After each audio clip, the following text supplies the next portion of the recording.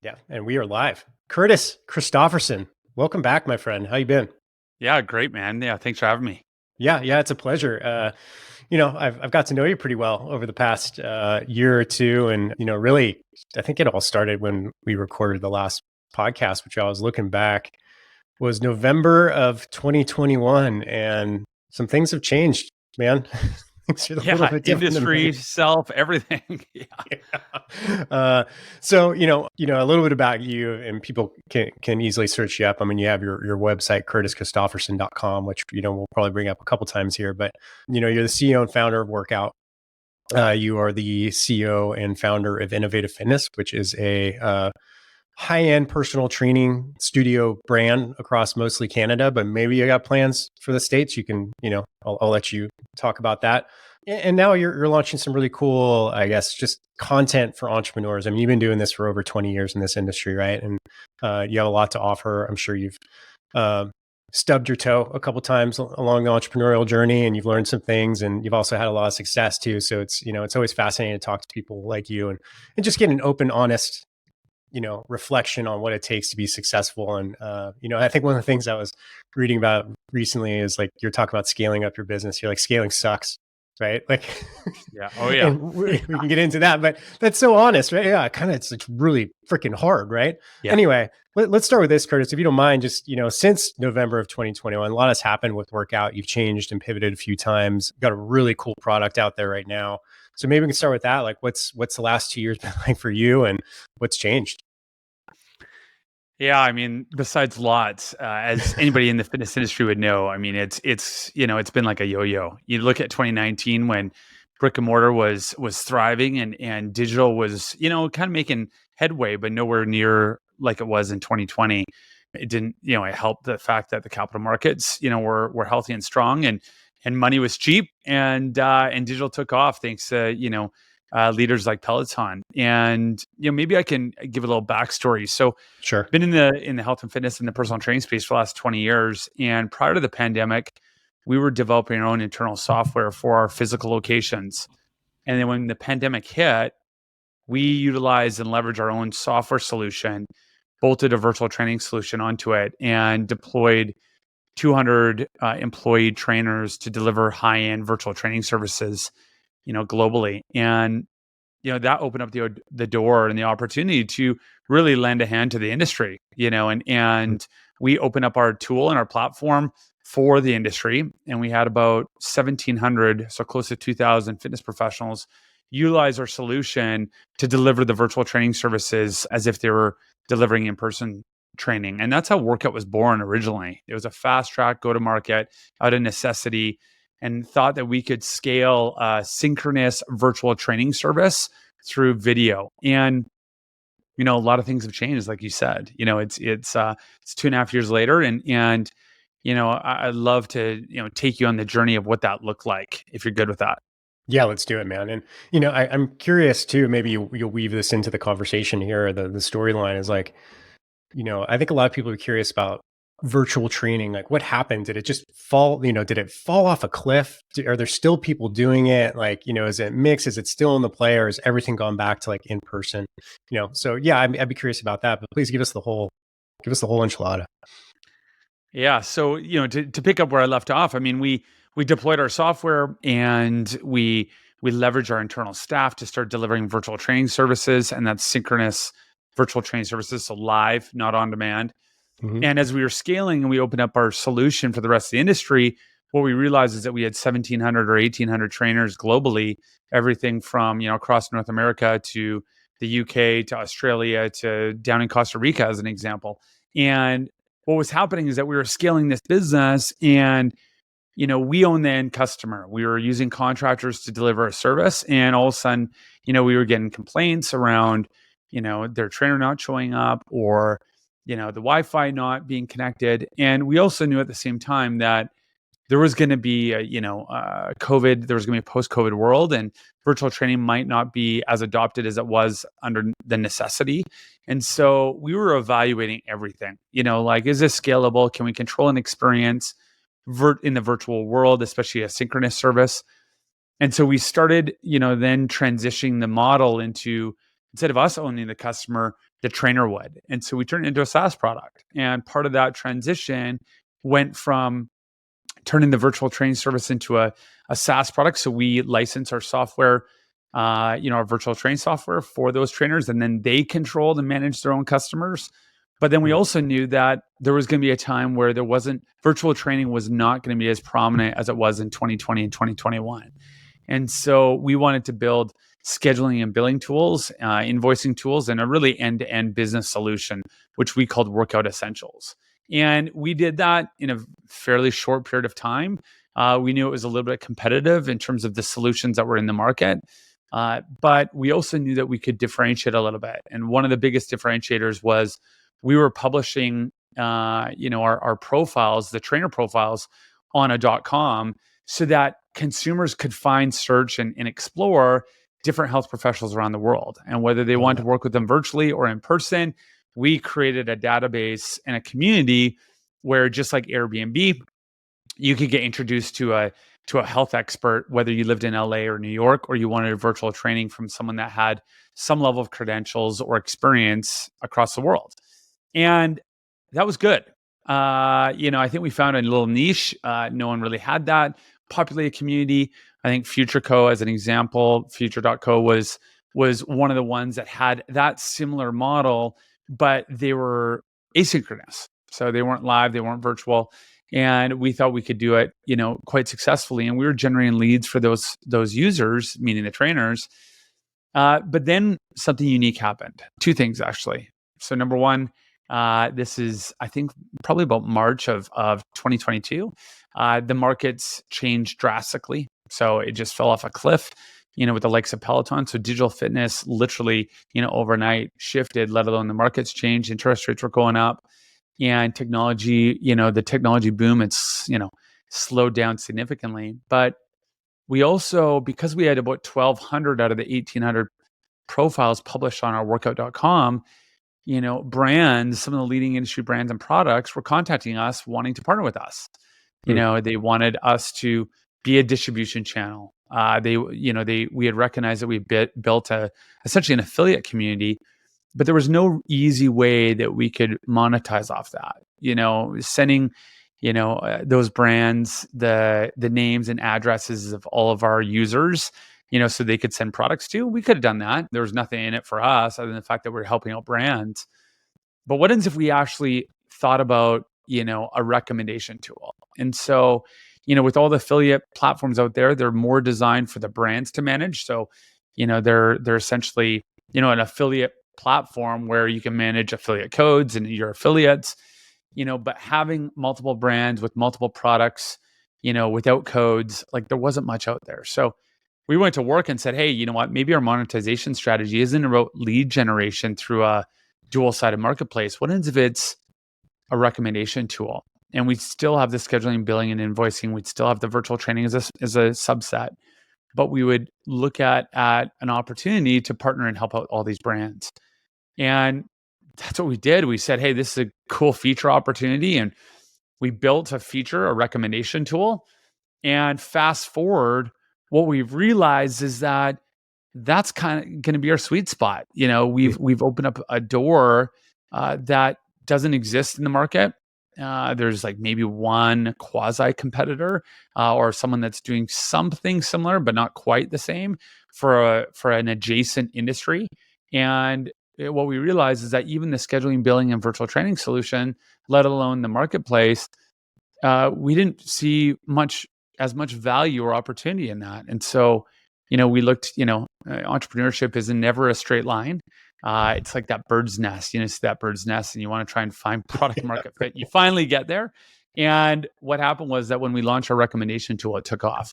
We partnered not only with all the leading industry brands and products, everything from TRX, Hyperice, Garden of Life, Thorne Supplements, Momentous, some of the top brands in the industry. But we opened up an opportunity to help wellness experts monetize from their existing influence. And finally, the recommendations that they're making daily that they make no rewards or money from, now they can make a commission and a reward from the recommendations they're making all day long. So, that's, in a matter of 5 minutes, I'm summarizing what took 2 years. And we couldn't be more thrilled and excited about our store feature. That's what we call it right now. So store by workout, and what we're bringing to this both community and the industry at large. Yeah, amazing, man. And it's such a you have to wonder, like, when people quote unquote pivot, right? Is intentional? Is it just something that seems to like just become all of a sudden it just opens up? You're like, oh, that's it, right? Yeah. It's been there Yeah. the whole time. Like when you kind of realize the pivot, was it like a sudden aha moment, Kurt, or was it like, or was it kind of a gradual? You had to make the decision over time, and then you finally greenlit it. Like, what was that decision making process? I would say it was pretty quick. I Yeah. think a couple factors amplified and accelerated why it was so quick. And one of them was the capital markets. Like, Mm. we knew if we were going to build a digital business in the fitness industry, with the market shifts and changes, let alone the industry changes, we knew that we couldn't, run a business that had no pathway to profitability. We couldn't run a business that had, a significant amount of capital that was required to, get to profitability. And so, that accelerated it. But to be honest with you, when we launched the recommendation tool and had immediate users and immediate feedback that was like, this is what the industry's been missing, we knew quite quickly that this is what we wanted to focus on. And we also wanted to, look at all of our features and all of our tools and all of the things that we built and realize that, yes, when you build software, there's going to be some tech debt. And when you build software in an industry that over the last 4 years, like fitness, where consumer and trainer behavior had flip-flopped significantly multiple times, it was going to take some time to find that product market fit for the long term. And when we found a tool that immediately got adopted and immediately accelerated from a growth perspective, we knew that this was it. And so, we're lucky enough to identify it when we did. And I think sometimes you have to go through these, challenges and changes and evolutions. And, I wouldn't say it's a complete pivot always. I think, you can't connect the dots looking forward, but you can connect them looking back. Hmm. And if we had never launched a virtual training service and then shifted that into a SaaS product and then populated our users on a workout.com, we would have never been approached by the brands and the products like we were. We'd never, ever. And if we didn't explore that opportunity, we would have never actually realized that there wasn't really useful tools for wellness experts to recommend products outside the traditional discount codes, affiliate, and social influencer models. And so, yeah, we realized quickly that, like, we had found something. Yeah, there's a lot of, I look at the problems, and if people, it's free to download, right? Like if you're a practitioner or a gym owner, you can just go to workout.com and download the app. Is that correct? It's still Correct. free. Yeah. You can Yeah. go to the App Store too. So you can go, to the Apple Store, Android Store. We have a desktop version, and you can download the app for free. And I would say that it's not even fitness experts or wellness, professionals. It's anybody. If you have the love for a brand or a product and you're an advocate and you finally want to get rewarded for your advocacy, it doesn't matter if you're a top level executive, in the finance industry or a stay at home mom. The beautiful thing is that we're paying for people to advocate for the brands and products they already love and trust. Yeah. Yeah. I love it. Or podcast host, right? Yeah, yeah, yeah. Bloggers. Yeah. Yeah, the the store itself. So it looks, if people go and they do download it, it looks clean. It's very simple, right? But as what I've seen in my diving in and out of the world of app building is like simple is not easy to build, right? So you're going through, as you're building this, like what lessons from like a tech perspective, because you're a fitness guy, right? Like you own all Mhm. these studios, you've been a trainer for a long time, like kind of dove in headfirst into the world of technology. Like, as maybe other founders who are in the tech space, like what did you learn about it? What were some of the surprises? What could you pass on to people from building an app and a platform like this? Yeah, that's a great question. I love how the fact that I got cornered in to be that a fitness guy, which is true, which is true. But I You think at the started end of as the a day, fitness guy. Yeah. the end of the day, uh, when you're building a product, sell it before it's built. Test the market, see how the market responds. If you can sell something that doesn't exist, it's going to save you a lot of time and headache before. I mean, we were rushed to market just because of necessity and the environment of the industry over the pandemic. But that being said, with the store product, we validated some of our assumptions before it even existed. I mean, we were approached by brands and products, and that's how this came to be. So I'd say that's number one. If you can sell the product before you even have it, validate your assumptions. Don't make and rely on your assumptions. That's number one.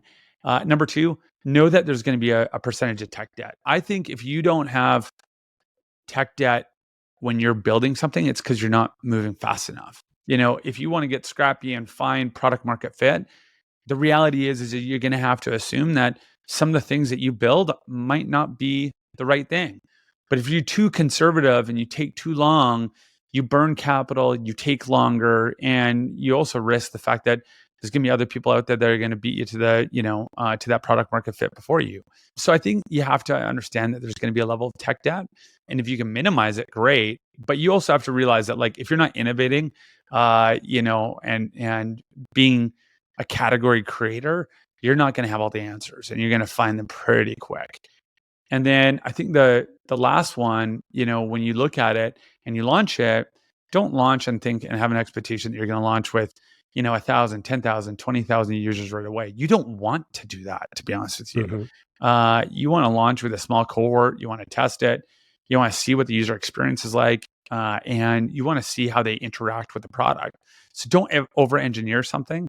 Don't give them like 2 or 3 ways to do something. Give them one way, because when you give someone 3 doors to enter a room, they get confused what door to enter. And so, the simpler, the better. And when you can do that and you can get feedback and gain knowledge instead of base your product build based on assumptions, let the user create the journey and the experience, not yourself as the entrepreneur. Yeah. Yeah. Well said. And maybe walk us through the user experience, Kurt. And by user, I mean like practitioners, fitness professionals, gyms, the people who listen to this podcast, right? Like when you download the app, like what can they expect? What happens next? Yes, when you download the app, the first thing is you got to set up your profile. You don't have to. You can navigate the app. The app stores make it mandatory that you can navigate the app before you set up your profile, so you can still explore your the app functionality. But in essence, you want to set up your profile, which includes probably a profile picture, your personal information, and then link your bank account. Because it's a recommendation platform and you're earning rewards, we're going to pay you. And so hopefully you want to set up your bank account for sure. And then when you go in there, what you're going to be able to find is that you're going to be able to, search based on brands, based on product categories, and based on goals or pain points. And so, you can, search if you know what you want to recommend. If I want to recommend a high price Volt, or if I want to recommend a TRX suspension trainer, I can go in there, search based on brand or search based on product category, and then I can find that product. If you want to search based on goal or pain points, such as hormone health, immune health, gut health as an example, then you can, navigate those goals or pain points as if you're trying to solve a pain point for your customer, your client, and then products will show up in that way as well. And what you're doing is you're building essentially a prescriptive cart. So you're building a prescription just like a doctor does when you go to the doctor's office. And you're building, it could be anything from, just recommending one latest and greatest emerging product, all the way to someone has some pain points in their wellness journey, and you want to recommend everything from supplementation to equipment to, products such as like a cold plunge and blue light blocking glasses. So it could be any of that.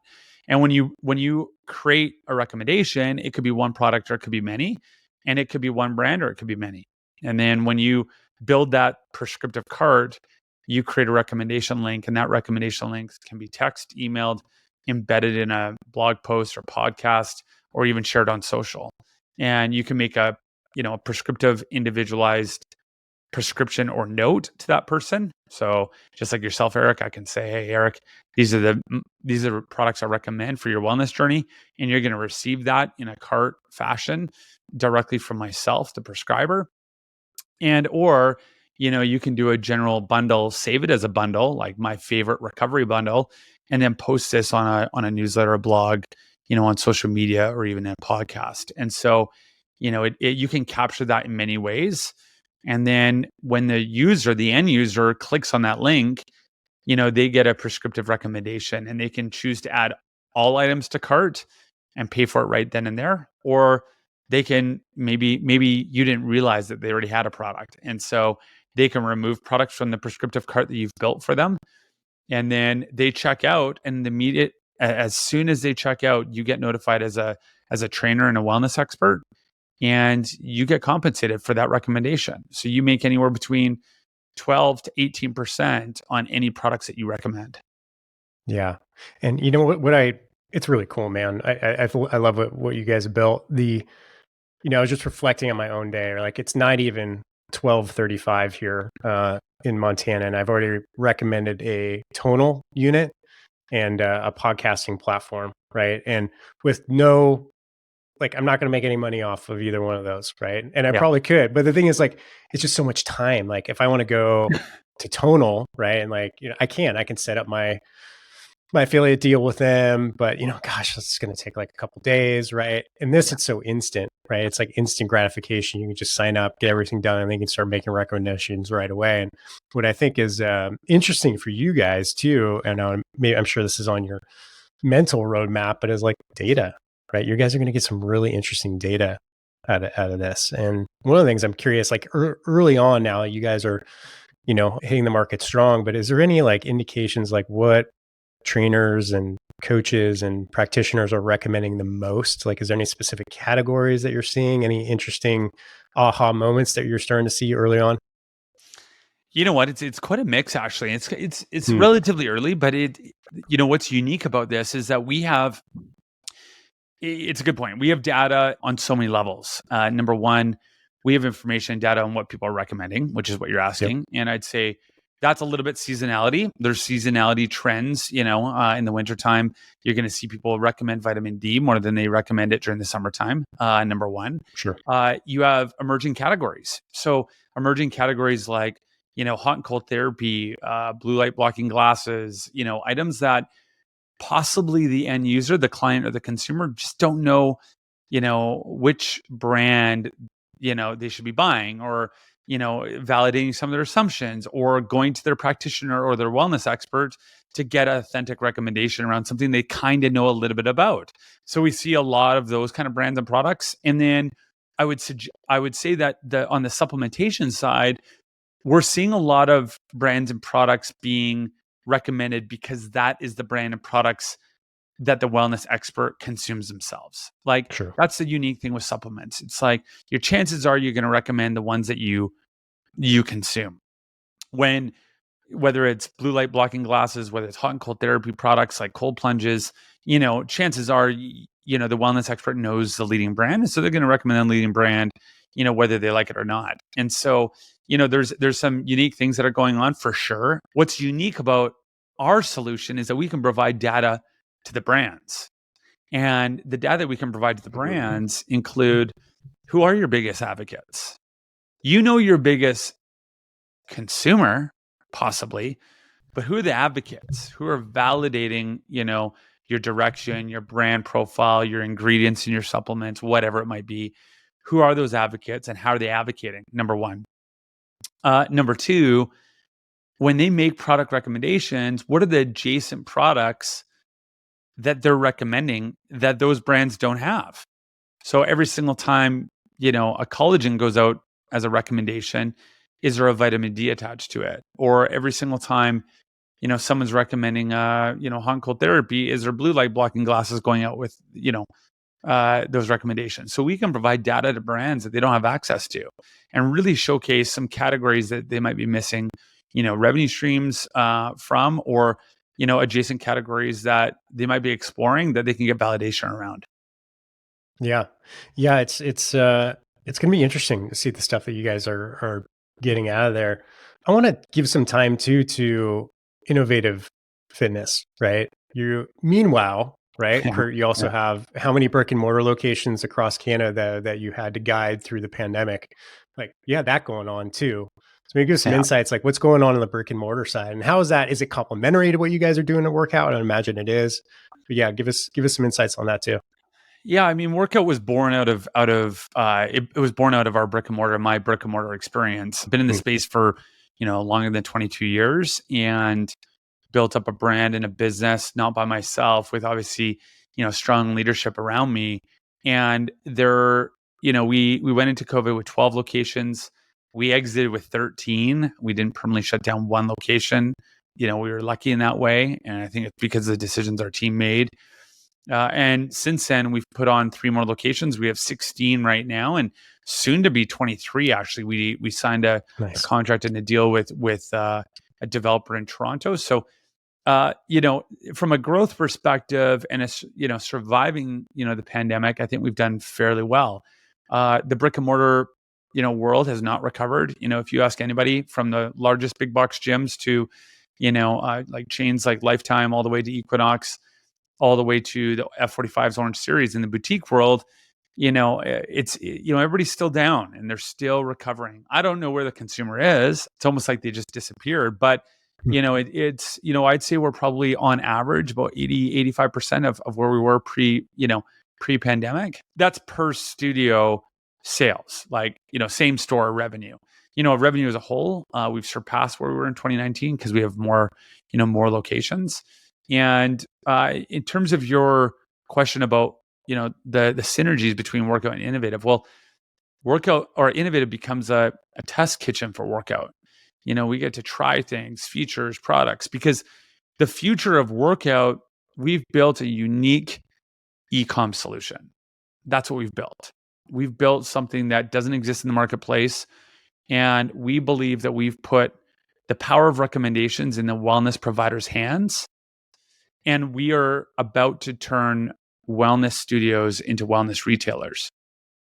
So we have not only is it an individual wellness expert or individual prescriber's product, but we've also unlocked opportunity for clinics and studios and gym chains to now carry inventory they never had or never could or never wanted to take the risk on, and make money on digital inventory by selling products within their footprints. And so we have a wellness and a clinic version that's being launched here shortly. And Nice. we couldn't be more excited.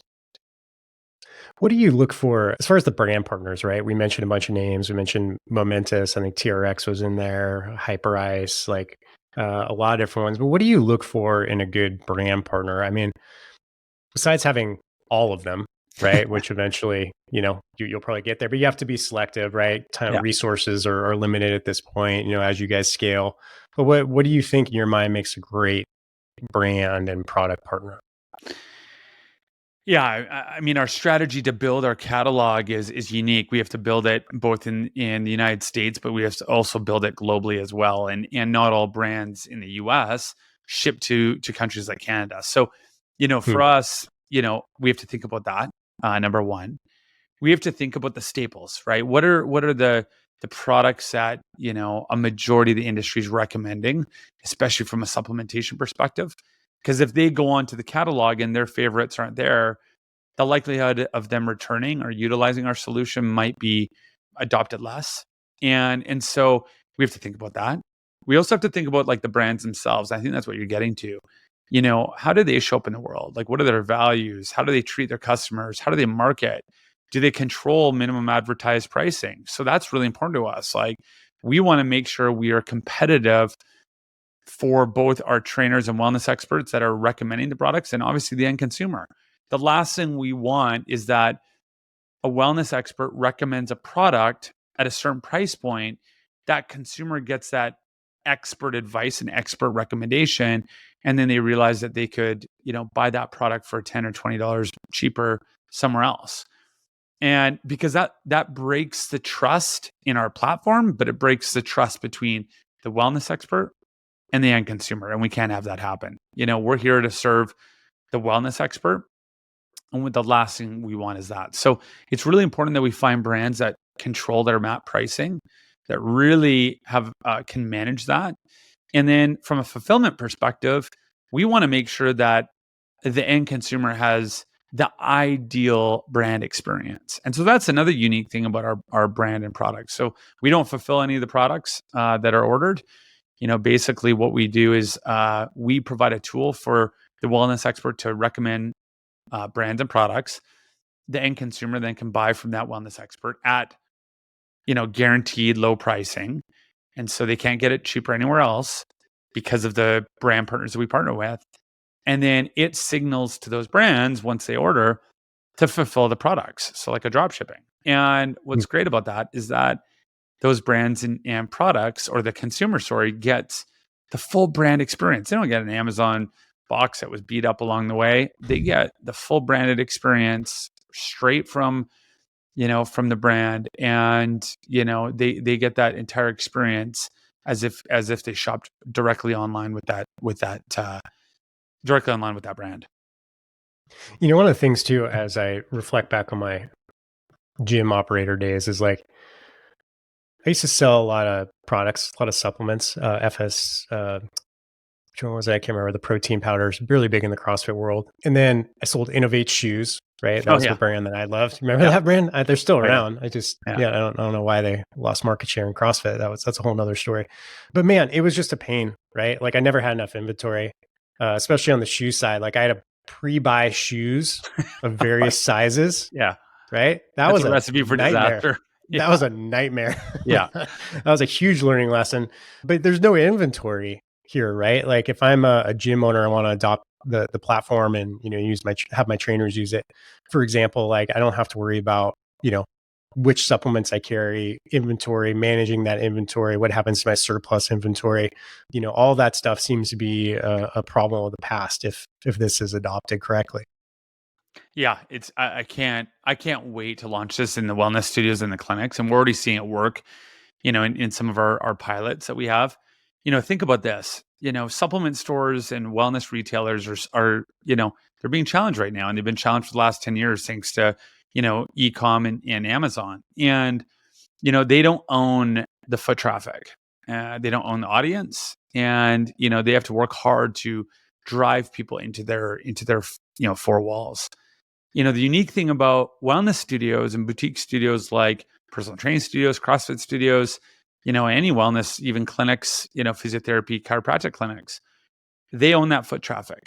So we're essentially transforming wellness studios and clinics into the opportunity to be a wellness retailer without any, capital outlay, without any built-in retail area, without any, risk of expired inventory, all of these things, and so, we're creating digital displays in the studios showcasing that, the studio sells a variety of different products like Thorne supplements and TRX and Hyperice, and, and now the consumer can easily, order straight from, either their wellness provider's recommendation or just as they pass the front desk, and they know that within 24 to 48 hours, it's showing up on their doorstep. And so they don't even have to have the juggle with the inventory leaving, the store. Like the worst is when you go shopping downtown and next thing you know, you got, especially when I shop with my wife, you got a bunch of bags, over the shoulders and in the hands and you don't know what to do with it. You want to go for lunch or something after. So they can literally work out, order some products through the front desk or reception or through their wellness expert, and they can walk out and go for coffee, and they don't have to worry about putting a tub of protein in the back trunk of their car. And so we are transforming. And think about that, right? Like if an average supplement store, like a 2,000 square foot supplement store, makes $3,000 to $5,000 a day in sales, and adds anywhere from 90 to 120 grand a month in sales, why couldn't a wellness studio do that? Like, why couldn't a boutique personal training studio do that? And even if it was a fraction, it's revenue that they didn't have before, and they're making anywhere between 15 and 20 points on that. And so, we're pretty excited, and more importantly, you finally become the one-stop shop. You finally, provide the products that the end customer actually needs to elicit and achieve the best health outcomes that they're looking for. We can't ignore that either. So it's it's a great solution. And same thing with online coaches. When you have online coaches, which just exploded the last 5 years with the rise of the creator, now you can, bundle up products in onboarding bundles in 30-day, 60-day, 90-day challenges. And, you can, design programs and product recommendations, within your, meal planning, and nutritional, support. So there's a lot of functionality that we can explore, and we're pretty excited by that. And probably the coolest thing too is as this gets into more people's hands within the industry, like you're going to see like, oh, I never even thought about that. I never thought it could be used like that, right? Or, that's always the fun part when you put stuff out into the universe and you start seeing like, okay, this was the intentional use, which is being done. And then like, wow, I never thought, like I look at like tonal, because we talked about it earlier, but I use tonal the way it was built to be used. But I look at someone like Kelly Starrett and you watch him as Instagram videos, he's doing like sled drags with this thing attached to his wall, right? Like you're like, wow, I never even thought about that. And it's super functional that way. You brought it up and people are probably thinking about it, but what kind of like commissions can you expect from WRKOUT if you sign up? Yeah, so it ranges minimum 10% on every product, can go from 10 to 18%. And we'll continue to try and unlock, more opportunities around commissions and rewards. We have some unique features and functionality in the product roadmap that can really, optimize rewards for sure. But yeah, anywhere between 10 and 18%. And that's no joke. If you go and build, first off, the hassle to build an affiliate, relationships with multiple brands is tough. Then you got to think about link trees and, other management, managing codes, but most people aren't getting much more than that, if that anyways. So, anywhere between 10 and 18% on every product recommendation that you make, is a nice little reward, or can be a large reward, that you didn't get before from recommending the products. And you know what? I'm eating my own dog food. It's funny because I don't have clients. I don't coach anybody anymore, besides fitness professionals. And, I just, I use our own tool. I get asked 2-3 times a week. Someone's like, hey, Curtis, I saw this online. What do you think of this? Or do you have any recommendations on brands around this category? Or do you have any supplement recommendations? I'm using my own tool to recommend products. And I think I'm actually one of the leading recommending parties on our platform, Awesome. because I'm consistent and I know it. I know how to use it, even though it's pretty user friendly. And so I'm, when it's working, it's amazing. And talk about the aha surprises. I mean, what's unique is that we're getting stay-at-home moms and executives that are not even certified professional personal trainers or qualified wellness experts like chiropractors and physios. They're utilizing it because they have the love for these brands and products, and they stumbled around our platform and said, "Hey, I'm a high level business influencer.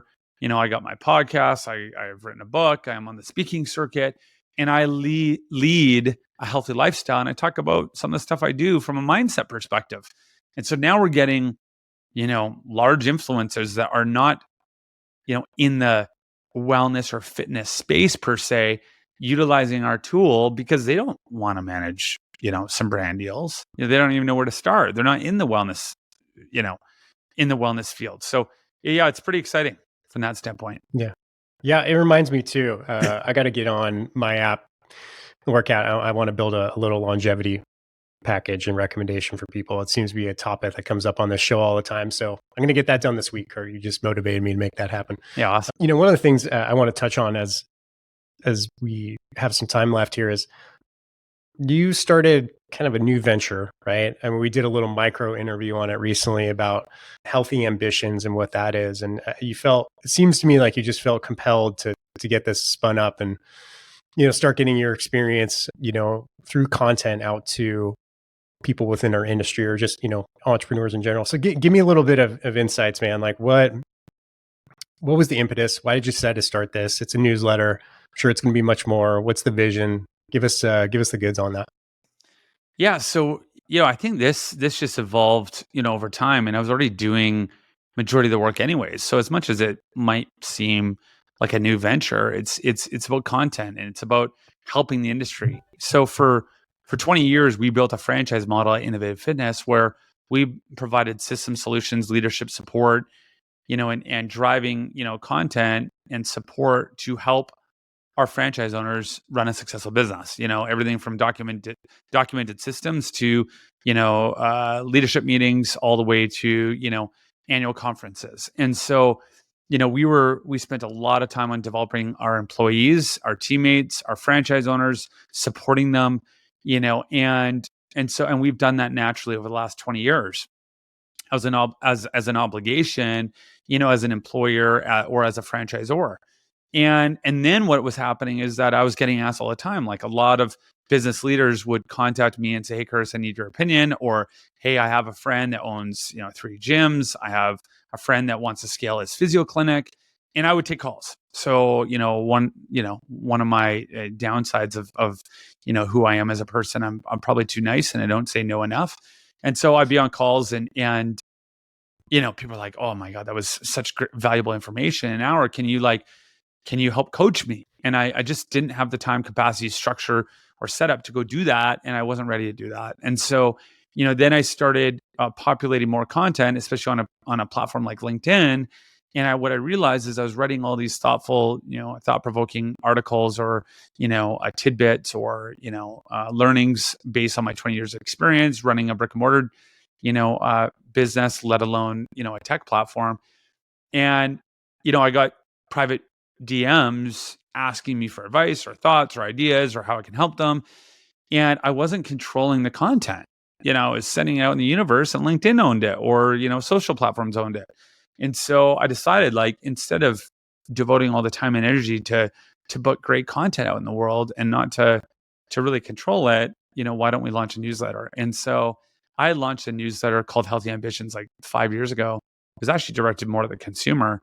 And I realized it was still applicable. There's so much ambition to be great in this industry, to make an impact, to change people's lives, to grow and scale a wellness business, whether it's online or in brick and mortar.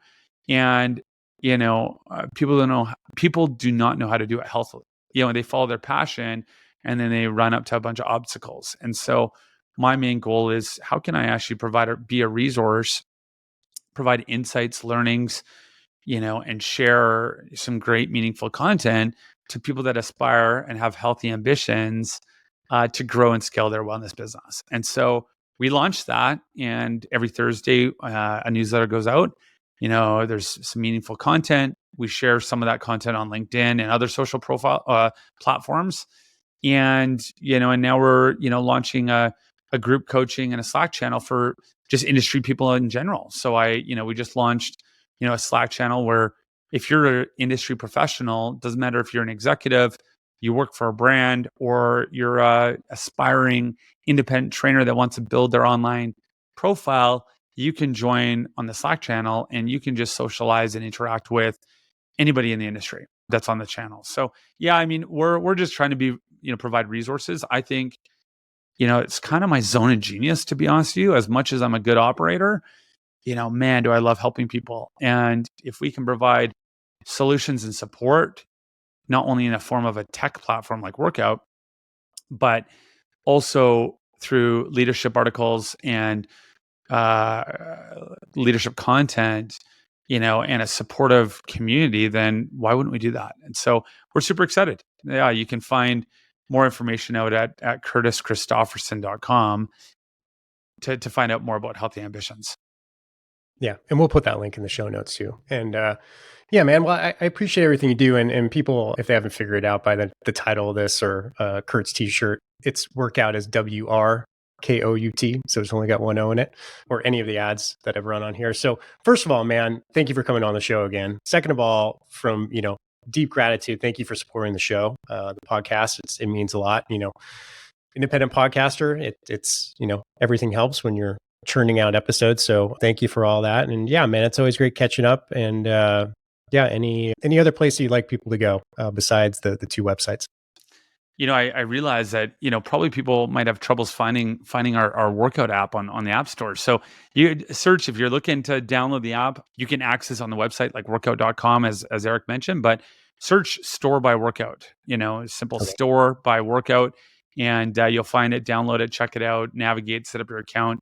and that's about it. I mean, I'm very active on LinkedIn, very active on social platforms like Instagram, and other than that, I'm thrilled and excited to be once again a guest on your podcast. I think it's one of the leading podcasts in the industry, and I can't be more thankful to be a guest.